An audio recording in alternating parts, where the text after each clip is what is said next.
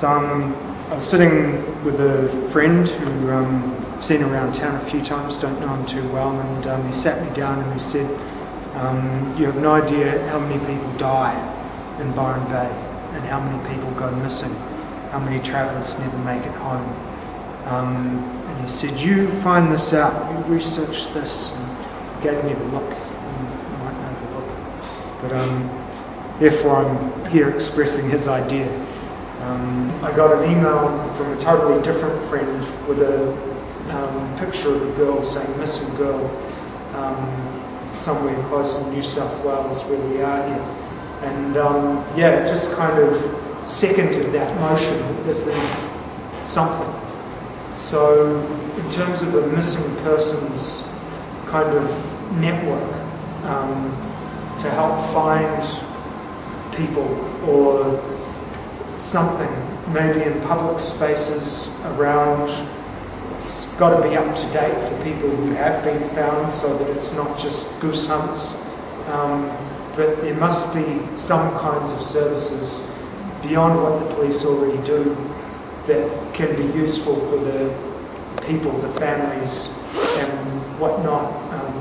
I reckon the first step is find out what the police already do so that it's not just purely replication, but to invite ideas from people on ways that we can get this information out there, find people, that people who are missing for say a week or whatever, that they know that there's this thing where people can contact, where it's made public through whatever mediums.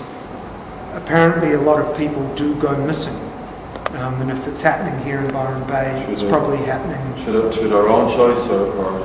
Don't know, but great question. Yeah. So yeah, I don't have too many ideas on how to do this except for maybe public notice boards with pictures which are updated regularly with quality information systems, websites. I don't know if you want to scatter the papers regularly. It's a negative thing, it's not a warm fuzzy thing. Do you want to hammer it in people's faces? I don't know, but you see the signs around from time to time in campgrounds, missing person. And maybe if there's something to support these parents who are going out alone with whatever they can, anything extra can help. Anything positive. Some feedback from viewers.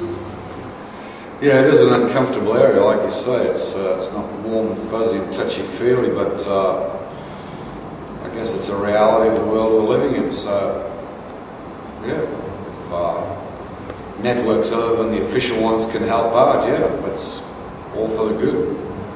If Byron Bay is a focal point for people going missing for whatever reason, well, since we're here in Byron, why don't we try and do something about it? Agree totally with Jim. It's a very upsetting subject, and yeah, very upsetting.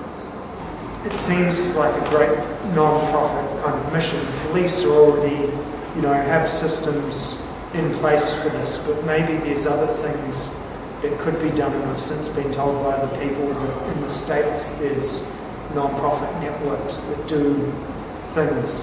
A small area, like although obviously myself coming to Byron, I love it and all the rest of it, I can understand coming from a small area as well myself, that like when you spend it, when you're brought up in an area, it's very hard to see the forest through the trees, you know what I mean? And the first thing you want to do is get out. It's such a very dodgy subject, and there's such an array of possibilities and as to whether these people left of their own accord or God forbid that something is happening. That's my question.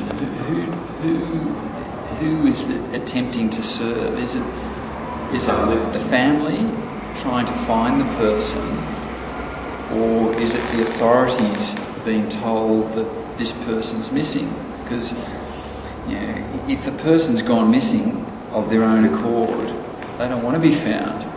So you may be doing them a disservice by promoting the fact that they're missing. If the person's dead, then the authorities are likely to find that person. If the person's not reported back home, then it's the parents notifying the world that the person's missing. They're going to do that through the authorities anyway, so I'm not quite sure who something like this serves.